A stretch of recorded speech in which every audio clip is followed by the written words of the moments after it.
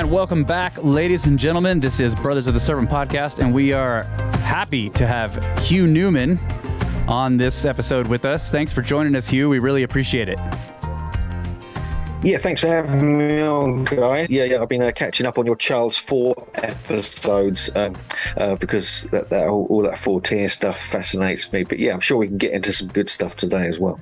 Yeah, absolutely. And we've been watching some of your videos, the Megalithomania videos and the stuff you've done with Andrew Collins, but we're really interested in, obviously, the Turkey sites, the Gobekli Tepe, Karahan Tepe.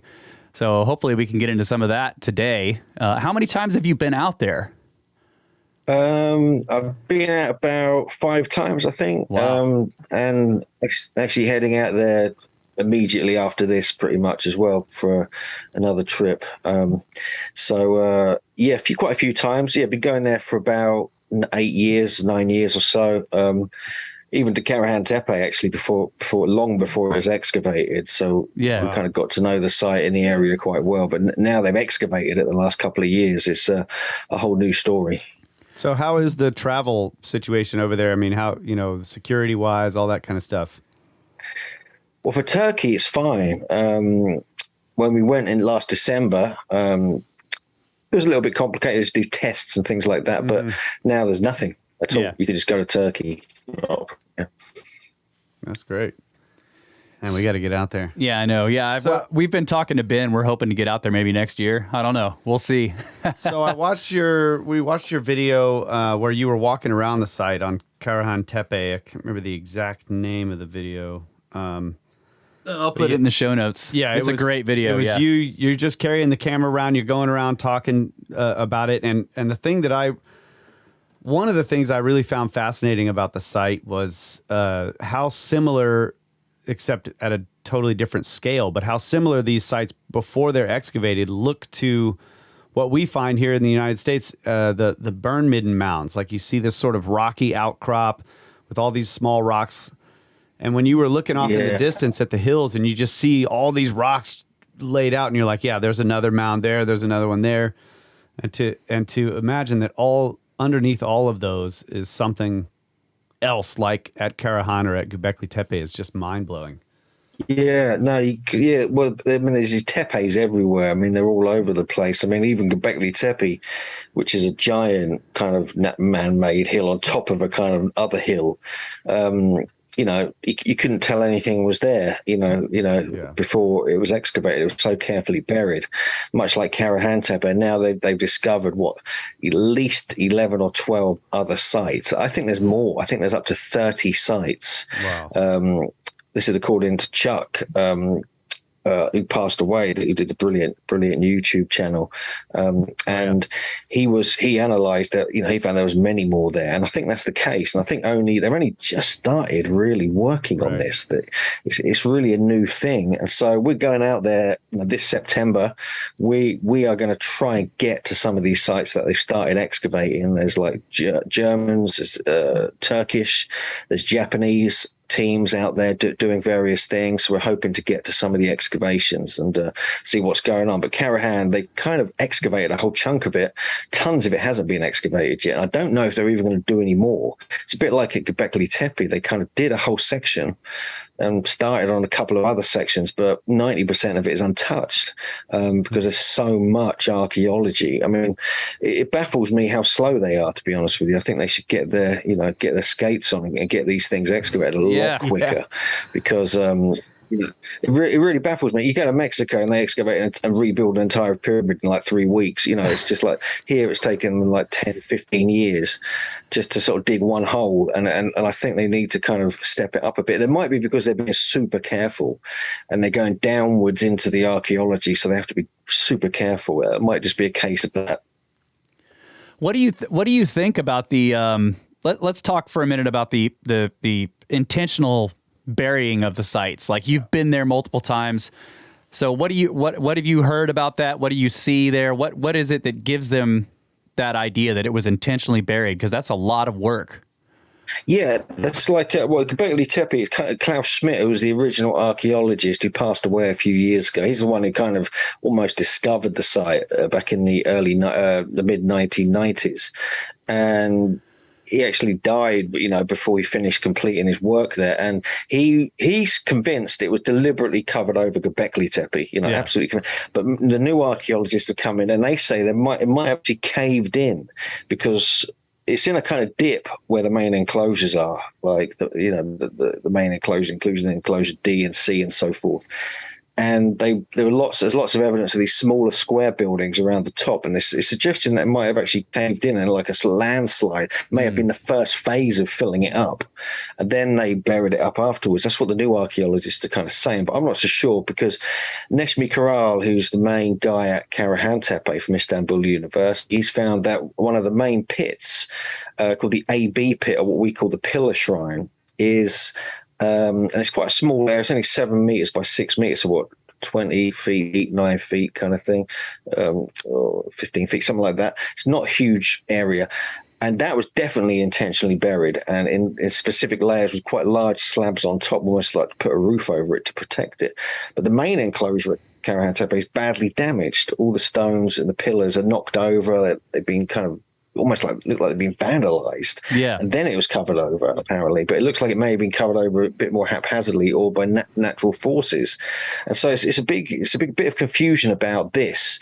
But we know that they did have this tradition of building over sites and even building new sort of structures on top of them, because Gobekli Tepe, there's a whole phase. There's probably over 1,000 years, maybe 2,000 years of use, and you can see these levels, going all the way up, and the way then it grew and grew in height. This whole kind of site, and I think there's similar aspects to that at Karahan Tepe as well. There's certain areas where they should be building on top of one another.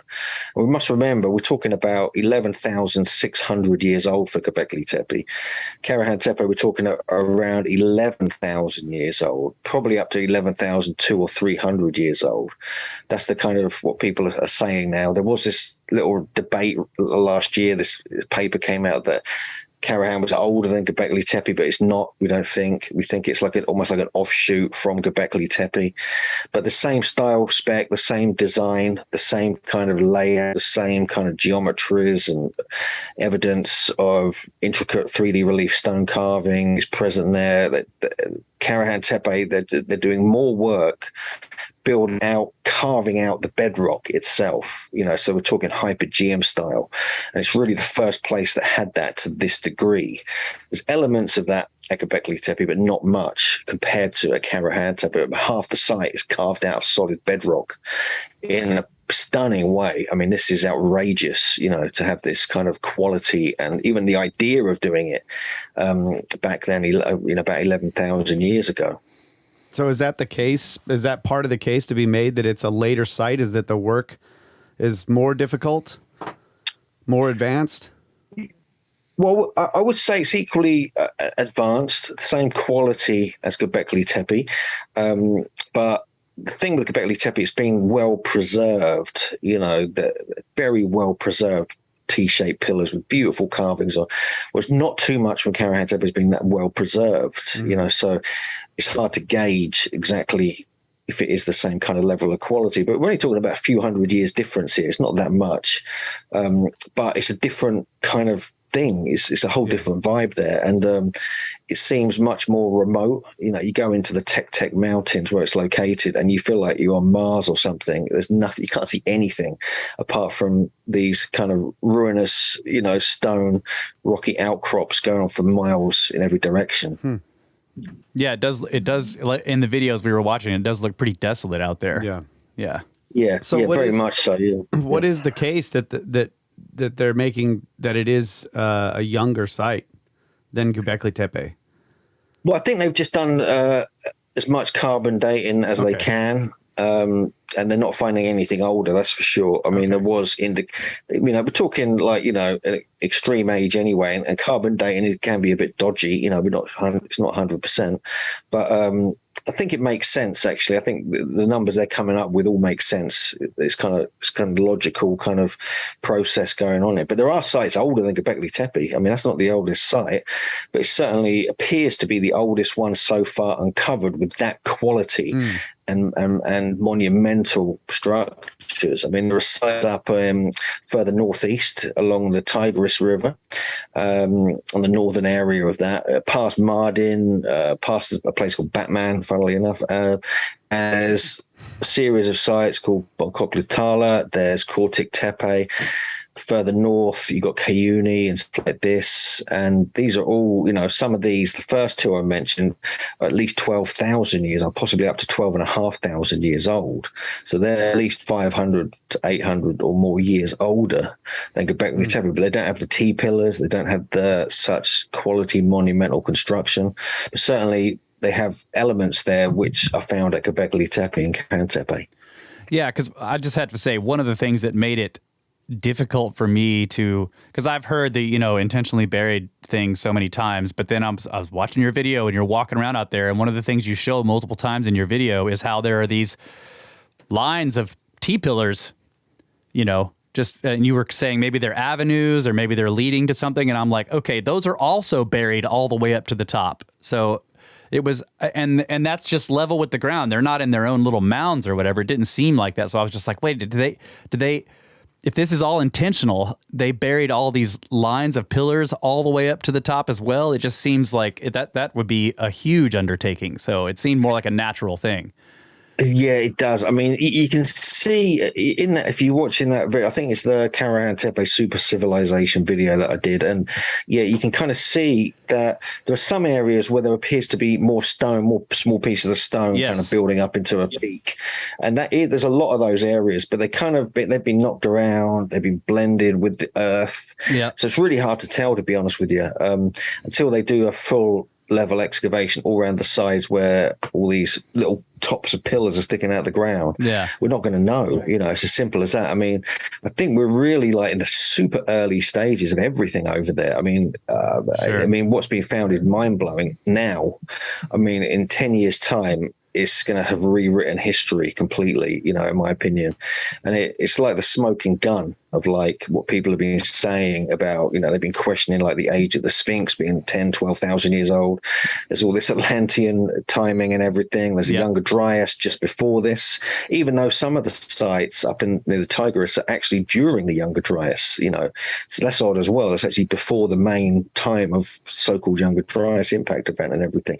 And so you've actually got stuff during the Ice Age, during the Cataclysm, and just after it, literally within 100 or 200 years, Gobekli Tepe appears to have started being built, when the weather shifted slightly, at the end of the Younger Dryas. And that would have been, 9,800 BC, and 9,600 BC, they started kind of construction, according to Klaus Schmidt and the original German archaeologists. So, potentially like 1% of what's out there has been uncovered so far.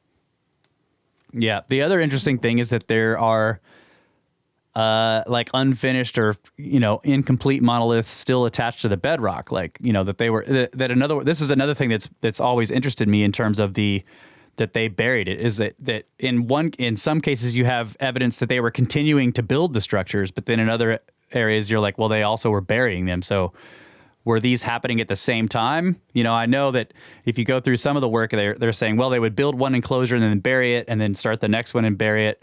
But it's interesting that there are incomplete monoliths still attached to the bedrock in areas where they were quarrying, while at the same time the stuff seems to have been buried. Yeah, then that's true. Yeah, because there's an 18-foot one on the west side of the base of the hill at Karahan Tepe. Yeah, and that's similar to some that are at Gobekli Tepe as well, which is 24 feet or 22 feet tall, and they're just within a quarter, maybe half a mile of the main site at Gobekli Tepe.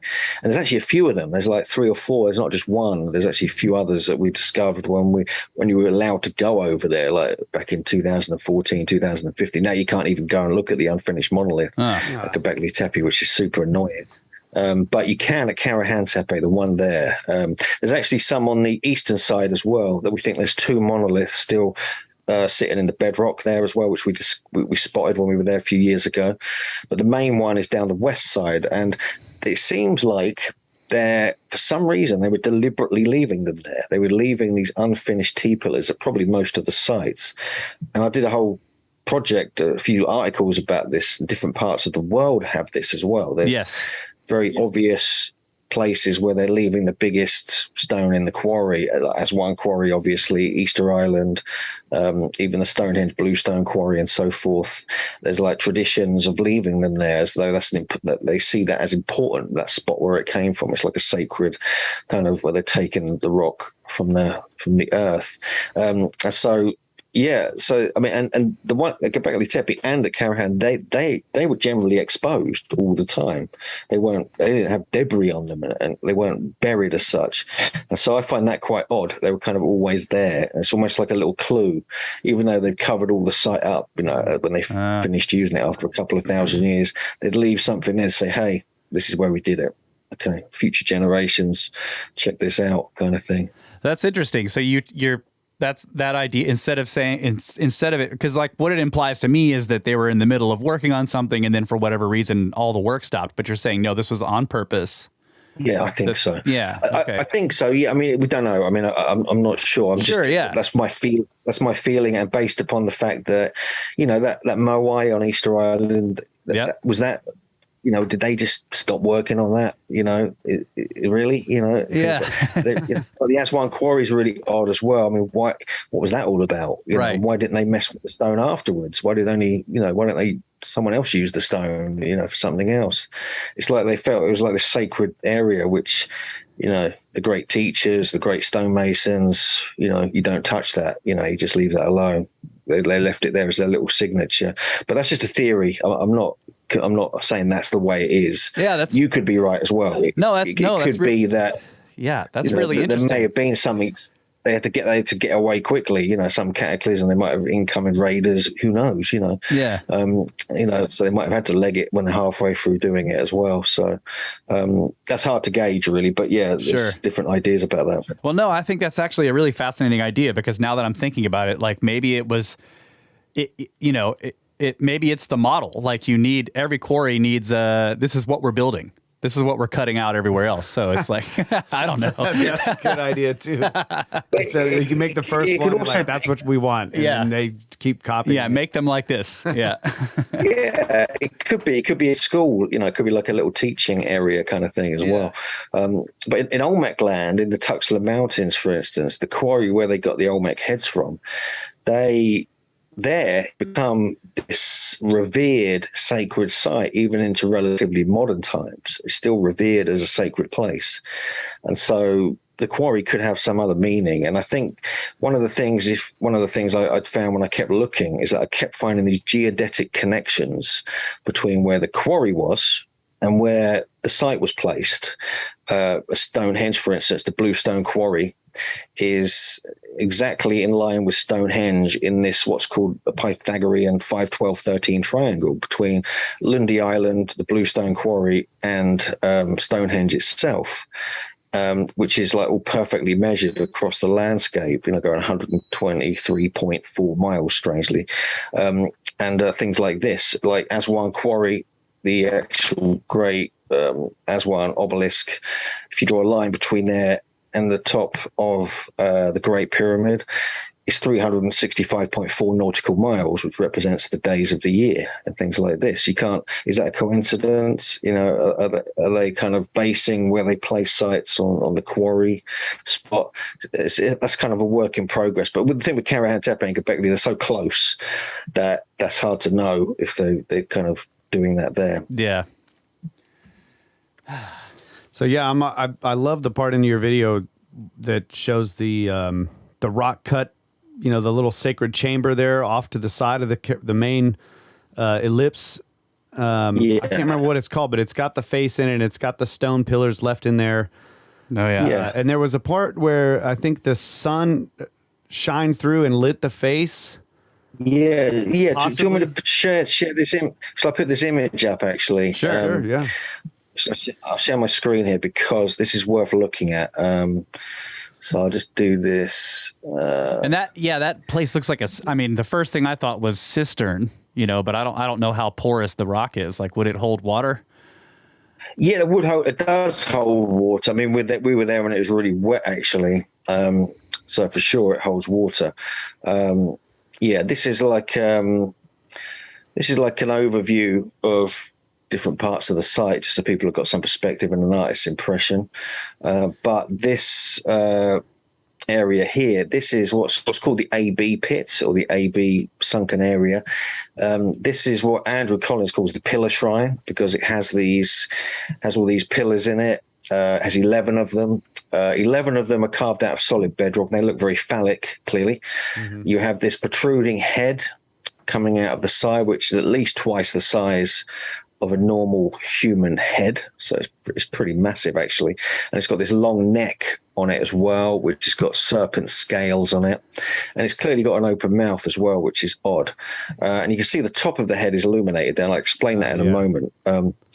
But one of the things that myself and my partner, JJ Ainsworth, pretty much blew our minds when we were out there is the fact that we discovered this winter solstice alignment where the sun shines through the portal stone on the left there and illuminates the side of the head, and it actually moves around the head, the light does, over a period of time.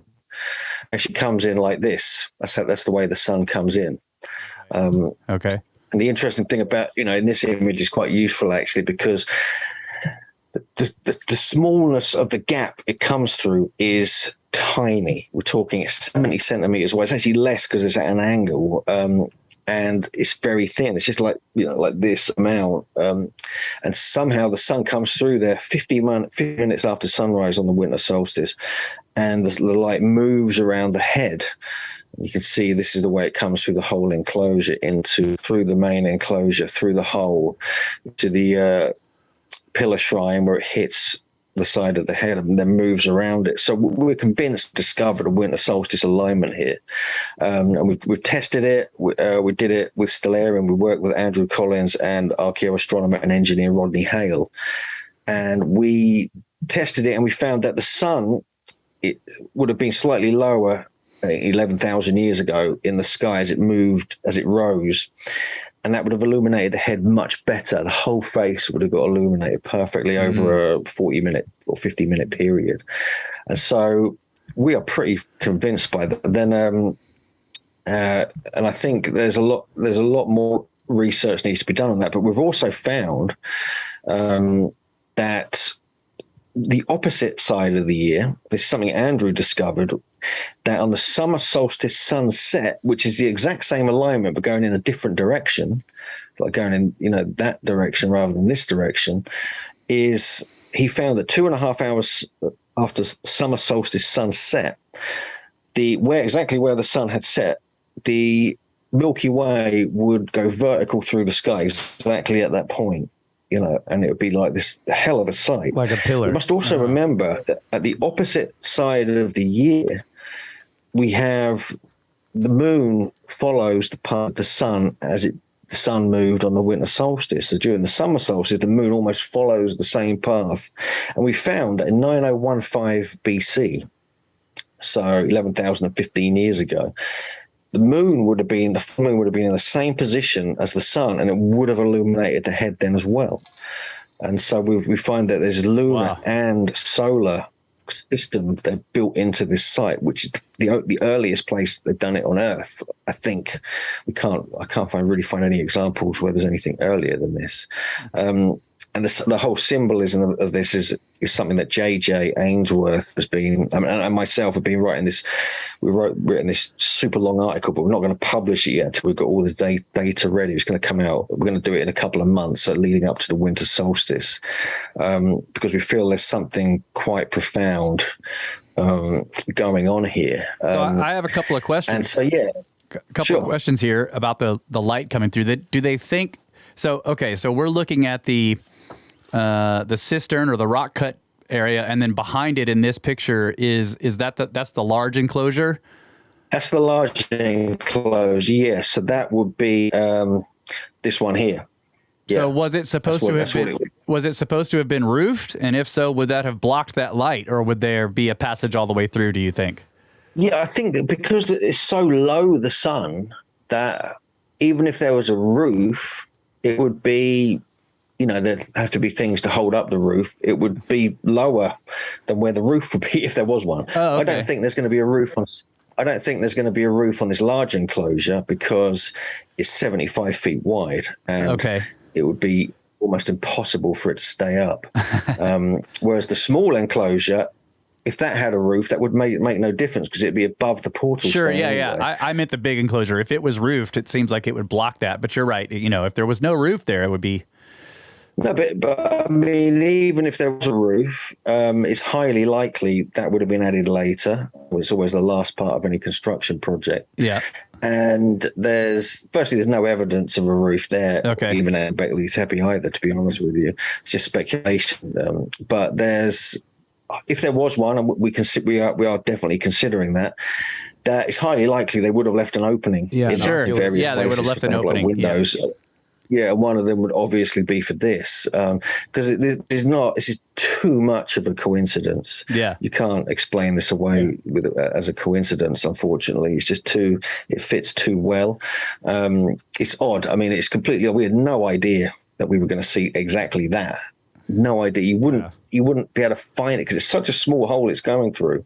And because it's 50 minutes after sunset, you don't really look for that if you're an archaeoastronomer. You look for the moment of sunrise. But then we looked into other sites all around the world, and we found that tons of sites, famous sites, it doesn't always happen to bang on summer. It happens sometime afterwards and lasts for a period of time before it completes itself. And so we've got, in this article we've written, we've put all the data in to suggest actually this is kind of normal for winter solstice sunrise alignments, and it just makes sense because even where the two pillars were, you can see they've fallen over in the main enclosure here. Yeah, it would have passed neatly in between those as well. If you look at the position of them, right. So, do you think it would have been almost perfect? So, do you think that's the significance of the two central pillars being sort of not symmetrical with the enclosure? Well, I think they would have both been in the center, more or less. But I think it's like at Gobekli Tepe that if you look there, they have a portal stone usually in the northern area of, and that's in between the pillars as well. But this is slightly off; it's not dead north. But yeah, I mean, I think it's valid. I mean, we're pretty convinced by it. I mean, we were skeptical when we saw it. We just recorded everything, got all excited, and we thought, oh, okay, we'll send all the data to Andrew and Rodney. They're probably going to come back. It's not going to work, because 10, 11,000 years. We kind of weren't expecting anything from it. We didn't really kind of promote it too much. But then when they came back and they said it would work even better, we were like, oh, actually, that's interesting. And especially with the summer solstice sunset thing going on as well, which is the same moment but in a different direction. We found that all very interesting. I've had people, I've had skeptical people just say, oh, it won't work. There was a roof. They obviously all had roofs, this, that, and the other. It can't have worked. It's a coincidence. And we went along with that. But all the data came back and we're like, bloody hell, it's actually quite good. And I agree with you too that if there was a roof, they could have easily left a window. Yeah, you leave an opening, sure. I thought, I just don't know if there would. I mean, because at Gobekli Tepe, there's more likely to be a roof because on enclosure C, on tops of the T-pillars, you've got like little notches where bits of wood could have gone. Yeah, but there's no damage on top of any of the T-pillars where a roof would have sat and moved around and things like that, even at Gobekli Tepe. But the pillars there are being really well preserved. Yeah. So maybe it did have a roof because they're so well preserved. But at Karahan Tepe, they're not preserved. They're battered. They're like ruined. So it seems like the elements got to them at some point. So it doesn't seem like if it had a roof, in my opinion, but it might have done. If more evidence comes forth, okay, great. There was a roof, but I'm not sure because it's so badly damaged. Everything in the interior of the main enclosure. It definitely looks clearly with the small enclosure. The AB pit here looks like it could have had a roof. There's like ledges around it. That would have gone over the top of this. You see, it would have gone over the top. Of that. So this would have been open still. So the light still would have come through there. That would have made it more impressive, if you're inside there, if you somehow got through a 70 centimeter hole, got in there, it would have been, imagine how cool that would have been during the winter solstice. If you like shaman, the smoke and drumming and everything else going on in there, it would have been pretty amazing. Yeah, and then it lights up that face in the dark. And then after another hour or so, when the sun goes above the portal stone, above the kind of above the lintel here, then that happens where the whole top part of the head gets illuminated, which could be a coincidence. That's that side of things. But I thought that was odd. It's almost like symbolic of, higher level of consciousness or something. There could have been something on top of it because it's flat as well. And JJ found some goddess statues at Catalhoya a couple of thousand years later that had this kind of flathead symbolism in it as well. Almost like it's wearing a helmet or a crown or something. And you can imagine in the dark, like you were saying, if that room was closed up and you were in the dark in there and the light shines just around the crown like that, how it would actually look when it's dark all around and what kind of shadows would be playing on the walls. And it could be really awesome to see. Yeah. So this is the artist's impression that some guy, I don't know who did this exactly, but they claim there's this roof on it, which I thought was interesting because, and interestingly, that they've done it because there doesn't appear to be many T-pillars here. Can you see my cursor here? Yes. Moving about at all. And so there doesn't seem to be many T-pillars. This is where the sun would come through anyway. And it wouldn't reach much above the height of these central pillars anyway. So it would be like a window on the side. If there was a roof, so be it. But I'm not 100% convinced of the roof theory. I mean, there's not any damage on top of the pillars really at Gobekli Tepe, where I'm sure there would be if you got scraping kind of wood and things like that on it. And this is 75 feet wide. That's a big old roof. It is. And you've got big roof. Barely any wood to do it with either. But fascinating idea. Do they know what the vegetation was like in the area that long ago? I mean, were there trees? Were there forests nearby? There were cedar trees. They did have cedar trees in the area, but not that many. There were lots of bush, like acacia bushes and things like that, grasses, which they could have used for like thatch type stuff. So there were some, I mean, I haven't found much evidence of wood being used there, to be honest with you, because it's all rotted away. But I mean, it's fascinating either way, really. Just the whole thing is just utterly baffling. Yeah, for sure. And those two pillars that are in the middle of that enclosure, they look like it looks to me like they fell over and shattered. Right? That's, So you think that they were actually central? Because I thought Andrew Collins was saying that they were intentionally offset in this in the circle for some reason that was unknown. He believes they were kind of turned round, so they were kind of sort of aligned with each other rather than facing away, in one direction. They were actually turned, but I don't. Because that's what it looks like, but it looks like they may have been deliberately damaged as well. There is that element to it as well, which people have speculated on. So there's no sockets in the bedrock where they were standing? Well, this is the confusing thing about this, because there probably are sockets, but it's been quite badly weathered. That's the thing that's the thing about this site, which makes it a bit different to other sites. And you can see there's a whole area here which it looks like terrazzo. It looks like terrazzo. All this area here on the left is carved out of solid bedrock, and then it combines into freestanding pillars going around the edge here. But here it's carved out of bedrock, as is the pillar shrine, as is the sunken pit over here. But this looks like it's got terrazzo on it, which is like almost like a kind of geopolymer, which you find at Navali Churi, Kayuni, and some other sites. So there may be a combination of bedrock and even holding things up with this kind of like a lime mortar called terrazzo, which they were creating back then. Yeah. Huh. So it's pretty odd all around, really. So there's also serpent effigies and stuff there, right? There's something carved into the wall. I think is that it?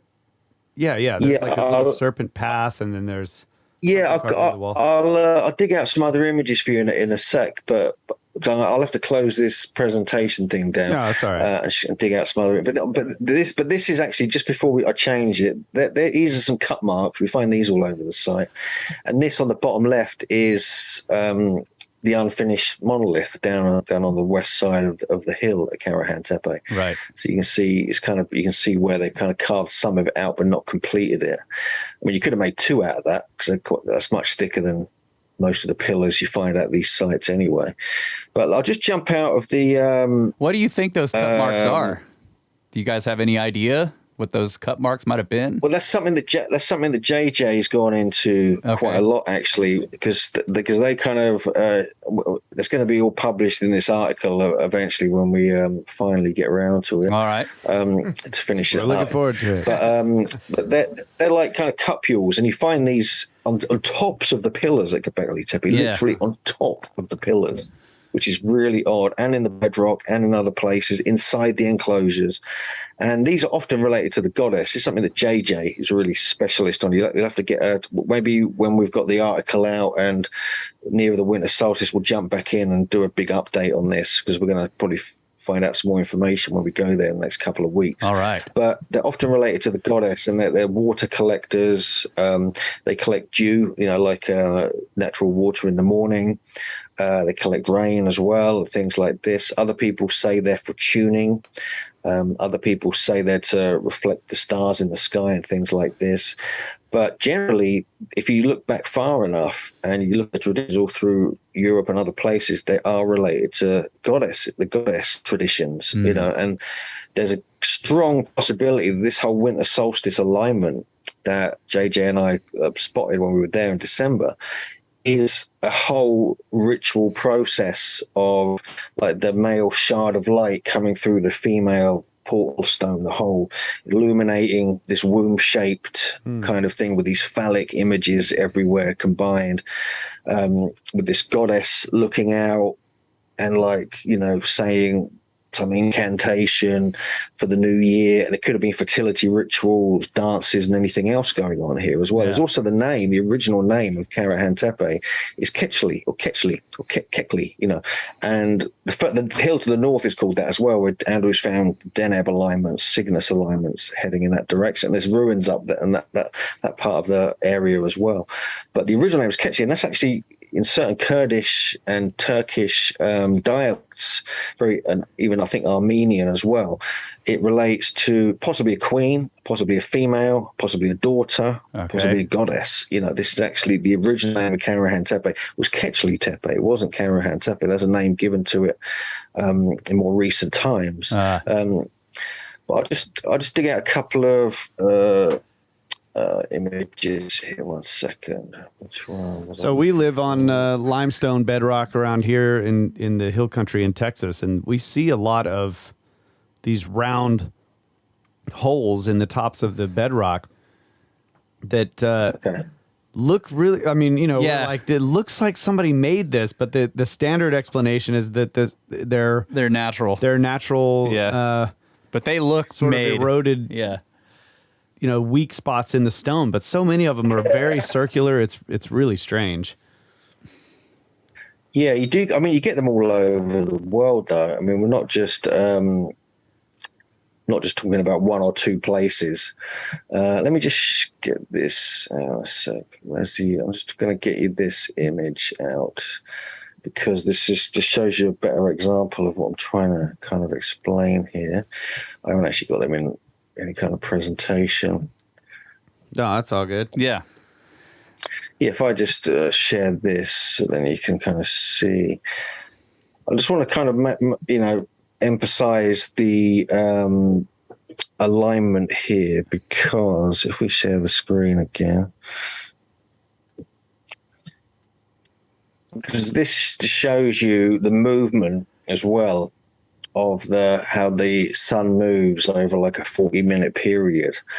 But we must remember, from left to right, and top and bottom, we must remember that 11,000 years ago, it would have moved around almost perfectly around the face, which is, to me, utterly amazing. And you can sort of see the interior on the left here as well of kind of what we're dealing with. Let me just show you this as well. Where is it? So I might have to ask you to. And we found. Can you send me these images so that I can put them in post, because they'll probably be clearer if I do it that way. Okay. Yeah. Okay. No worries. Yeah. And we also found some other. While I got the images up here, we also found that when we looked at other winter solstice alignments, we found a lot of very interesting anomalies that are very similar to what we found at Karahan Tepe, where you have this beam of light, kind of vertical beam of light moving across, which you get at Chaco Canyon, you get it at Karnak, you get it in La Crue, and even at Stonehenge, you have a winter solstice alignment as well. Newgrange is probably the most prominent one, but we give quite a few examples of that. So yeah, there's quite a bit going on here. I'll just show you a couple of other things in here as well, because I've been looking in. You mentioned earlier about the geometry. We've been looking into the geometry of places like Gobekli Tepe, and Andrew's found some remarkable elliptical geometry, and he's found that has very specific ones based upon human voice acoustics. So these would have had remarkable effects if you're singing and chanting and everything else. And actually, acoustic experiments have been done there, and they found some remarkable anomalies. They've even actually found a magnetic anomaly there as well, inside enclosure D at Gobekli Tepe, which surprised me when I started looking into this. Wow. But we've looked into the geometry. We've found some remarkable things there.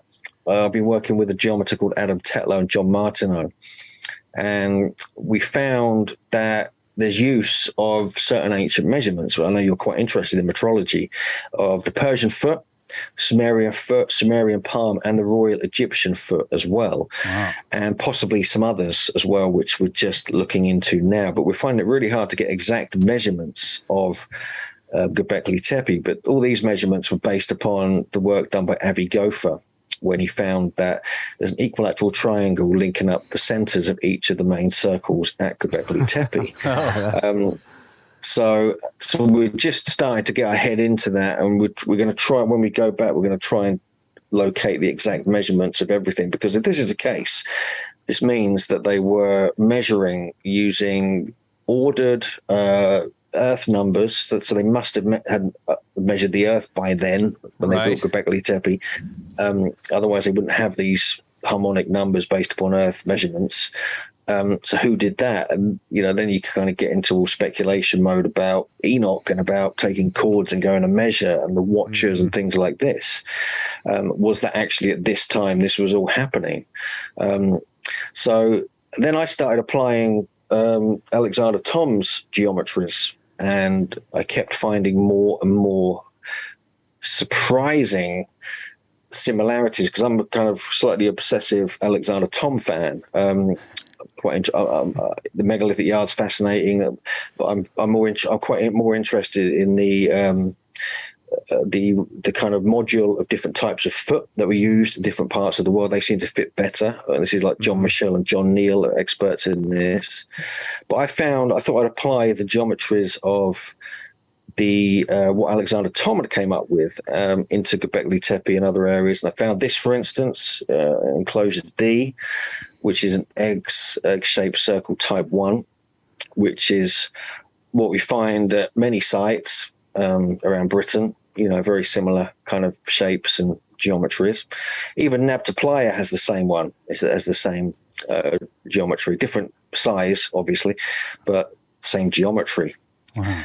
And we have this as well, enclosure C. We have flattened circle modified type B, which fits really well, flattened circle type D, and so on and so forth. So we need to do a bit more research on this. We can't guarantee these are all correct, but considering that how little of the site has been uncovered, especially when you look at the rest of the site there compared to what's being found, you start realizing that this is the tip of the iceberg. What else might be found could be utterly mind-blowing. And the amount of sites in this whole area that haven't even partly been excavated yet, I think it's going to just be a world changer. It's crazy how huge it is. I think that's one of the great things about that video that you did. What was it? The Karahan Tepe Super Civilization video? Yeah. Just walking around that site and looking out at the distance, at the horizon, just to kind of show really the scale of this thing. You know, I've been interested in Gobekli Tepe for a long time, but watching that video really gave me, like, you know, man on the ground feeling for the site and just the enormity of it. So that was great. I highly recommend anybody listening to this go watch that video. It's on the Megalithomania channel on YouTube. I'll put links in the notes too for this show. Yeah, so for sure. Yeah. That was a kind of that was the day we were there, the morning of the winter solstice, Right. But you know, it's the first time we've been there since it's been excavated. So we had a weird series of synchronicities and serendipity. I hate getting up in the morning, but we had to go in the morning because we heard that the officials were coming in and they were going to put a roof over the site that day, literally on the solstice. And we were like, what? And we were like, Christ. So we got up at like 4:30 a.m. and just got to the site just because we wanted to see it before they turned up and closed it down. And that's when we discovered it. That's when JJ spotted this kind of weird beam of light on the side of the head. And I was like, what the hell is that? So yeah, if we weren't there at that specific point, they may never have been discovered because they're probably going to build a roof over it for the next winter solstice. Yeah. So you might not see it anyway. I was pretty upset you guys didn't call me. You know, I was there. I would have gone with y'all. Probably would have seen. Yeah, I should have called you there just the night before. Yeah, could have got your private jet over. Oh, that's fine. Or Ben flying it or something. Yeah. Okay. So what? One day we'll have that. Maybe that'd be amazing. Yes. So what is one of the other things that I noticed in that video is there's like broken portal stones like lying all over the place. Yeah, you get that. The whole site is like that. It's been like that for a long time. You know, before it was discovered, you just got things lying around like these pillars sticking out the ground, kind of thing. So, but what was really stones? What was interesting to me though, like, and I haven't been there, so I'm just watching the video. But it looked to me like the carving on the portal stones was much cleaner than a lot of the other stuff that was lying around. You know, like they were high quality. Yeah. No, there is some high quality stonework in the museum there now. Yeah. I did a video about that. You could put a link into that if you like. I'll send you some images. Okay. But they've got an entire room at the Llanfairpwll Museum dedicated to Karahan Tepe, and so the things in there are just incredible. It's like the kind of stuff you get at Gobekli Tepe, but all in all, there's a remarkable amount of artifacts that have been uncovered. I mean, one of the sets of artifacts which a lot of people overlook are these beautifully carved large stone plates. Yes, with perfect polish all the way around it, with nice rims around the edge. They've got like little, almost like cut marks, sort of carved into the center, beautifully polished, shiny, different stone. And me and Andrew and JJ we were, what the hell is going on here? Yeah. Because these all found around the benches in between the T-pillars all around the site at Karahan Tepe. And we're like, why? That's where they were discovered. So they were placed there, like sacred spots in between the pillars, on the benches, on the megalithic thrones carved out of solid bedrock on the eastern wall of the main enclosure.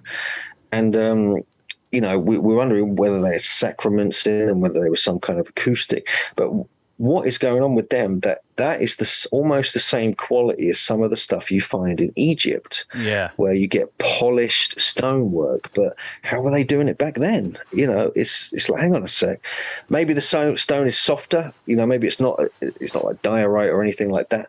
It's not granite, but it looks like it's tough stone. You know, it's not just like you're going to just come up with that out of nothing. You know, there's clearly a development phase leading up to Karahan Tepe and Gobekli Tepe going way back.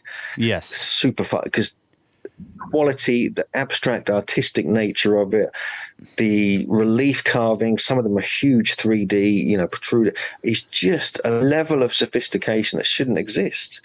and it only really return in Sumerian and Egyptian times thousands of years later. So who they were is a whole other question. I mean, we go into that in our kind of article, and Andrew has in his books as well, the connection with the Watchers of the Book of Enoch, even the Anunnaki of the Sumerian tradition. It all sort of lingers around that. It all kind of fits, especially now we've got this evidence of measurements and earth measurements and surveying. Even between the sites as well, we're finding geodetic connections. I'm working with Howard Crowhurst, who's done some remarkable work on Karnak and other sites, even in Britain as well, and all these using this modular geometry across the landscape and finding these remarkable consistencies. Now he's finding it there as well. I've been working with him on that because we're going to be publishing that early next year. So yeah, it's all just new at the moment, even though it's super ancient. And so I have to keep researching, see what we come up with. Yeah. So what do you think about, the idea of maybe some of these other hominid species like the Denisovans or something being involved, possibly being connected to some of the myths of giants or other types of humans? Yeah, that's one thing. That's mainly Andrew's stuff. I got to be honest with you. He's been fascinated by the Denisovans or Denisovans coming down from Siberia, and he wrote a long time ago that there was microblade technology coming down from the Ural Mountains, from Siberia and other places, 30 to 40,000 years ago, and there's like a trail of it, and you get the same style found in the early phases of Gobekli Tepe, suggesting there must have been a migration down from that area. He wrote that, I think, back in 2016 or something, and in his book, he's not an academic. So recently, like literally a few weeks ago, an academic came out with a paper that he published from a lecture he did at this academic conference in Istanbul, saying virtually the same thing. But because he's an academic, he didn't hear about Andrew's exact same research. But he came up with it apparently a few months ago. And so it just backs up what Andrew said all along. And without getting any credit from these academics, this is what he was saying. And now all the kind of research, all the academics realize, oh, okay, yeah, actually, that's correct. And so there is this connection with that part of Siberia. So there's probably a lineage, a migration. The Denisovans, obviously, their innovation. They had stone technologies. They could drill holes in green stone. They could create bone needles, tiny kind of holes carved, things like this, to a very intricate level. And so the same kind of style, especially with the greenstone bracelet that they found, is remarkable. And that's like now being dated. I think originally they thought it was 40,000 years old. Now they think it's 60 to 70,000 years old. That's amazing. Which is much earlier than Gobekli Tepe, anything in that area. But it shows you that there's this innovation and kind of legacy that goes way far back. Must also remember that the 3D relief carvings we find that in some Paleolithic caves in France and Germany, going back 40 to 80,000, 60,000 years, I think, as well.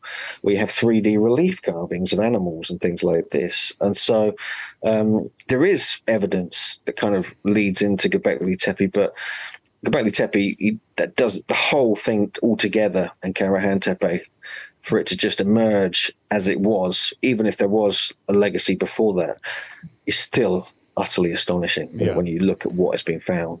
Yeah. So do you think that the dating is pretty solid? I mean, we've discussed between us just how the idea is that basically it was buried at those times because they're dating stuff that they're finding in the sediments. So we really don't know how old the actual beginnings of the structure, the foundations of the structure are.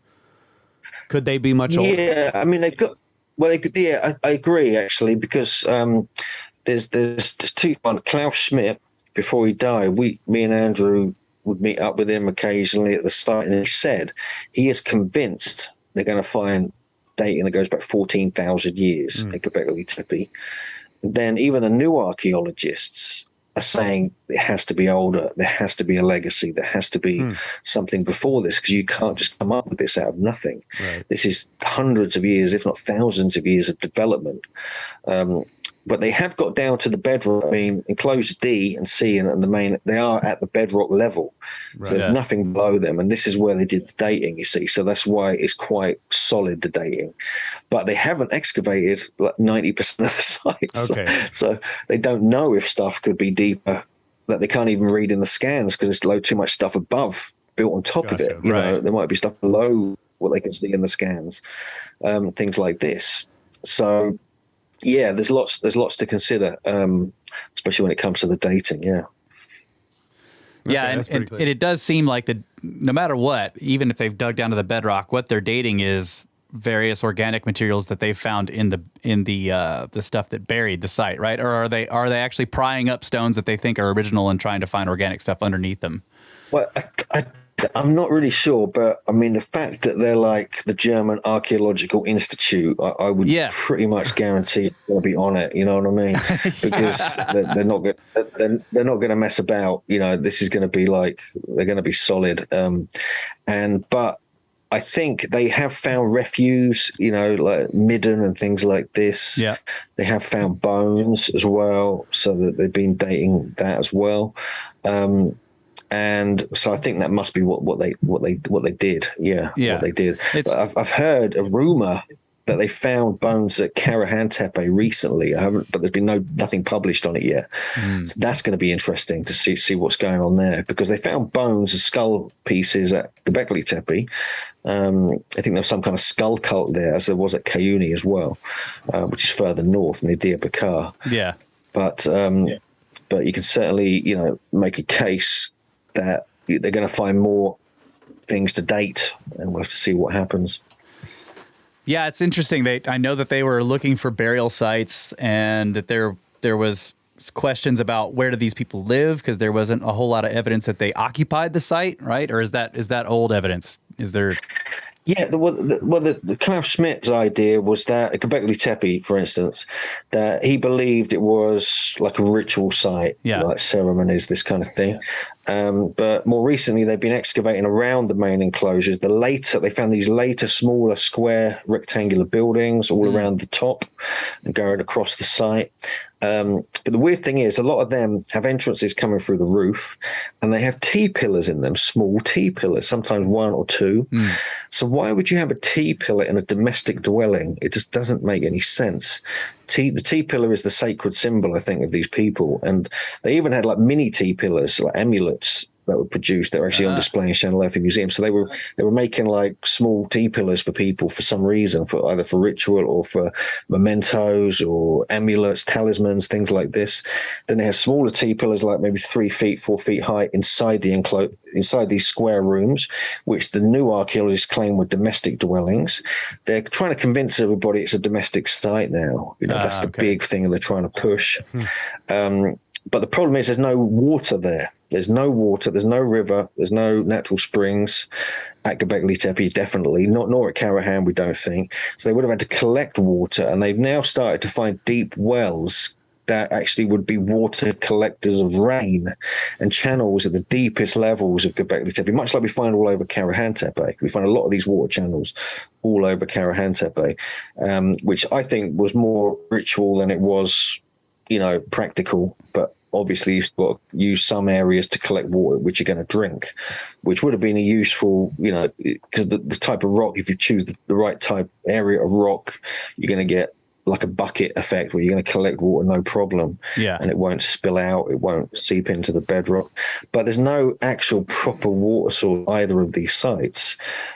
There's places like Navali Churi and some other sites were right next to the rivers, for instance, and so they were more likely, and stuff that's probably been washed away, you know, like Navali Churi has, it's been washed away completely. They've had to take it brick by stone, rebuild it in Shanghai Museum. And so I don't think they're domestic dwellings personally. I think people might have stayed there. I think it's more like they were like pilgrims would go, different groups would meet there. They would teach each other things. It was like a memory space, like an archive, where they record all this information into these T-pillars, into these enclosures. They're large spaces, these enclosures are 60 to 70 feet wide, some of them. They're not small. There's huge benches around it. There's probably benches above the top where people sit around as well. There may have been performances. These whole stones as well may have been for oracular activities, because they're all acoustically designed, it appears, as well. There's good evidence of that now. So to me, it just doesn't feel fully domestic, even though they found hundreds, thousands of grinding stones for the grains and the crops. And that could be, for people who are coming in to visit, pilgrims moving around these different areas. Feasts and stuff like that. Yeah. Yeah.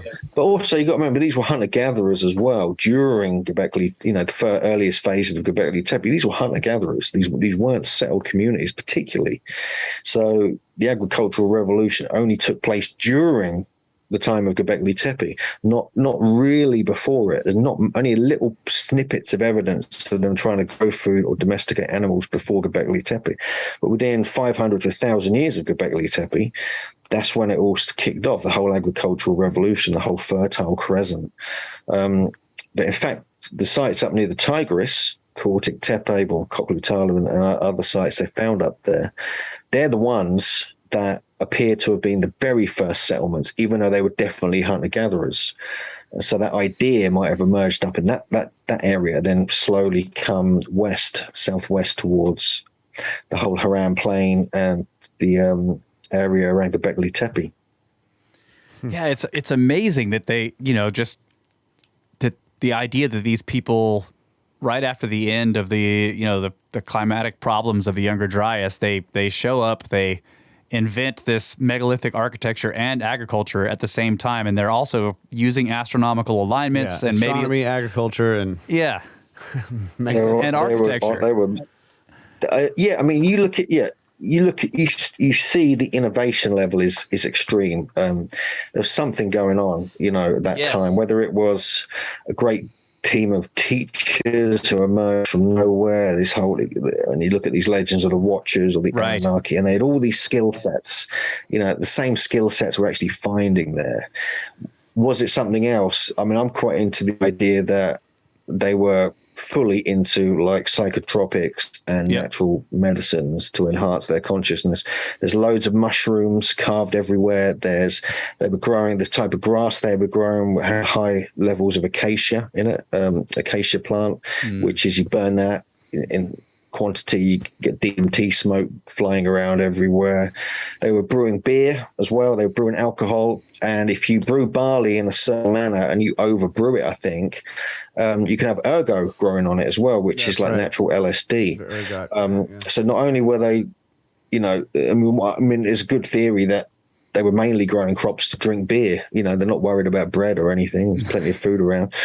Just want to drink some beer, please. And then they probably found that, actually we could get even more into an altered state if we let it brew a bit, let it go a bit off, get some ergo on it. Oh, yeah, tripping out. And this, to me, the abstract design of the pillars, everything at Gobekli Tepe is very kind of influenced by that. There's an element of a higher state of consciousness, abstract artistic flair, which is, you're not just copying what you see in front of you. You're actually having this artistic idea, this abstractness, which is like unheard of at that time.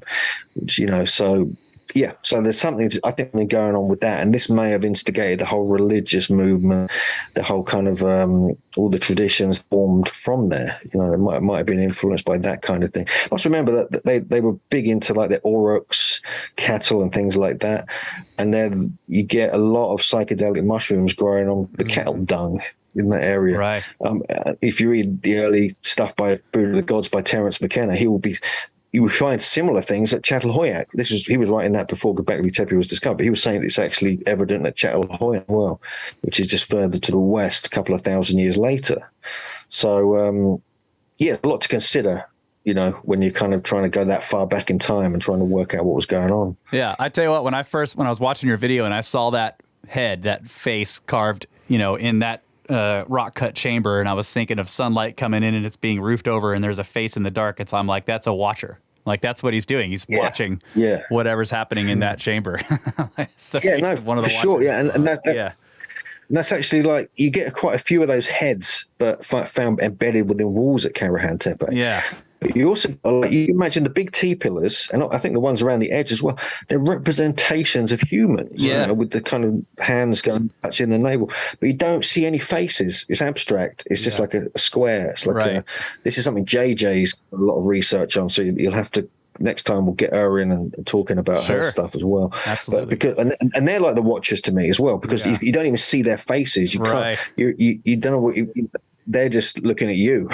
Yeah. You can't look at them. You can't see them. You know? It's like, there's nothing there to see. And you showed that, didn't you show that? It blank. You showed that one T pillar that seems to have, what is it, eight fingers or 7 fingers on each hand? Yeah. That is odd. Yeah. That's really weird. Yeah. I mean, my buddy Dakota, he I didn't see it when I was there because it was covered over. Oh, okay. I only saw it in some images that my buddy Dakota, he sent me a couple of images, and there was some official ones came out. And then I noticed, I was like, oh my God, there's actually like 8 fingers on that. Yeah, like, what the hell? Really And my co-author Jim Vieira is well into like polydactylism. He loves all that stuff, thinking it's all like connected with these androgynous fish gods and all this kind of stuff. But yeah, that's also linked with giants as well, giant DNA as well would be. Absolutely. Yeah. Well, So, our hour is up. Connect. Our hour is up, Hugh. Thank you so much. It's been a blast. Yeah, that was great, man. Yeah. We'll have to get you back on when we can have you on for a full 5 hours. Just 5 hours straight. Nothing but megaliths. Well, wait till we're back. Let's get towards the end of the year with me and JJ. Maybe we'll jump on and we'll give you an update because we're going to know a bit more by then. Absolutely. And we might also head back this winter solstice, see what else we can see as well. Lots to still discover out there for sure. All right. Well, give people an idea of where they can find your work. Yeah, sure. They can just Google Hugh Newman or the Megalithomania YouTube channel. There's a million things on there. We've got megalithomania.co.uk website. Obviously, we're going out there. We run little tours out there for like 13-day tours all over Turkey and stuff. So we take groups out there if people are interested. We're very passionate about all this stuff, and we're going to go anyway. So we might as well take some people with us. You know, we just love doing it, kind of thing. Yeah, you know, because it's just Turkey's such a great place to spend time. Şanlıurfa is an amazing city. It's the ancient city of Edessa. You know, so it's got this whole biblical kind of, vibe going on there as well, which is pretty epic. But people can just search for Hugh Newman on Megalithomania. They should check out Megalithic Maid with JJ Ainsworth. She's got some brilliant work on the symbolism of these sites we've been talking about as well. She's got a YouTube channel as well. So, yeah. All right. Thank you so much, Hugh. Thanks, buddy. Thanks, guys. Good catching up with you. Cheers.